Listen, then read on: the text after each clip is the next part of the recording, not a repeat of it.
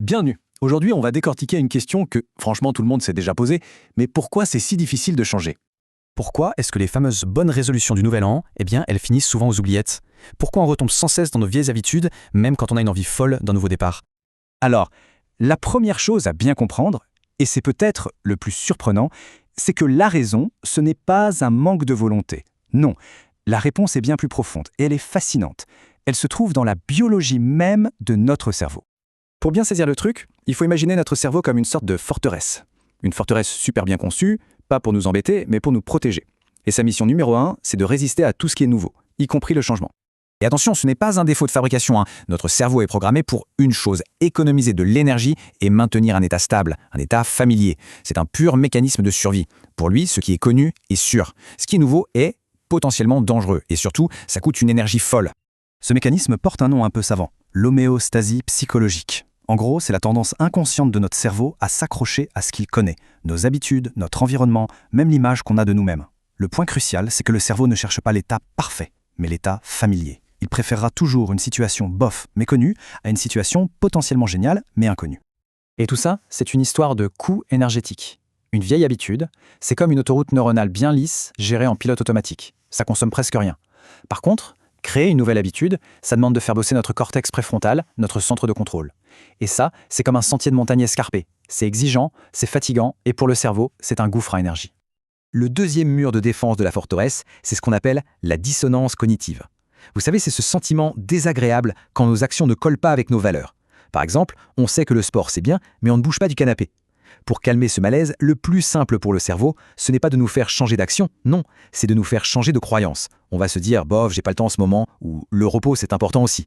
C'est un peu le moteur d'auto-justification du cerveau. Bon, si on fait le bilan, la forteresse de notre cerveau est protégée par une sacrée artillerie. L'homéostasie biologique, qui déteste la nouveauté. L'automatisation neurologique qui tourne en pilote auto. Le biais du statu quo qui nous fait détester la perte bien plus qu'on aime le gain. Et la dissonance cognitive qui nous trouve toujours de bonnes excuses. Vu comme ça, on comprend mieux pourquoi changer ça ressemble parfois à une bataille perdue d'avance. Mais alors, comment on fait? Si cette forteresse est si bien gardée, c'est mission impossible? Eh bien non, la solution ce n'est pas la force brute, c'est la ruse. C'est la fameuse stratégie des petits pas, les baby steps. L'idée, elle est toute simple, mais géniale. Le but, ce n'est pas de défoncer les murs à coups de bélier, non. Le but est d'utiliser une stratégie si petite, si discrète, que les alarmes de la forteresse ne se déclenchent même pas. On passe complètement sous le radar du système de défense du cerveau. Et pour ça, il y a 3 techniques super efficaces. D'abord, la règle des 2 minutes. On réduit l'habitude à son strict minimum. Lire tous les jours? Non, ça devient lire une seule page. Ensuite, l'empilement d'habitudes. On accroche la nouvelle action à un truc qu'on fait déjà. Par exemple, juste après mon café du matin, je médite pendant 1 minute chrono. Et enfin, peut-être le plus important, la petite récompense. Juste après l'action, il faut célébrer. Ça peut être cocher une case ou juste se dire « bien joué ». Ce dernier point est absolument crucial. Pourquoi c'est si crucial?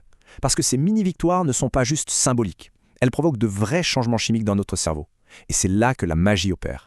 Chaque fois qu'on réussit à faire cette micro-habitude, même si c'est juste lire cette fameuse page, le cerveau, lui, il l'enregistre comme une réussite. Un succès, et ce petit succès va déclencher une réaction en chaîne. Cette réaction, elle est pilotée par une star, la dopamine.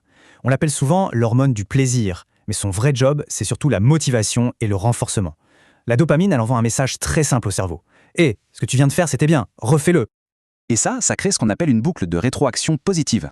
On fait la petite action, le cerveau enregistre ça comme une victoire, hop, petite dose de dopamine en récompense. Résultat, la motivation pour recommencer est renforcée.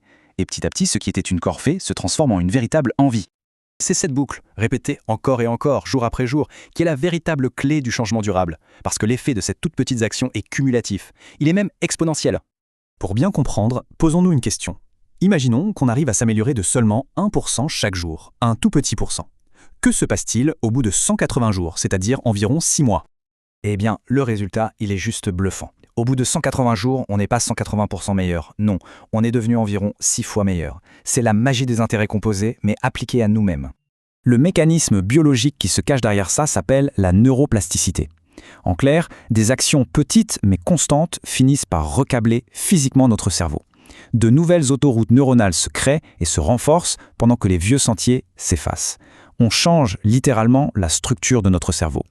Mais le point le plus important est peut-être celui-ci. On ne fait pas que construire une habitude. On construit une nouvelle identité. Chaque petite action, c'est comme un vote pour la personne qu'on a envie de devenir.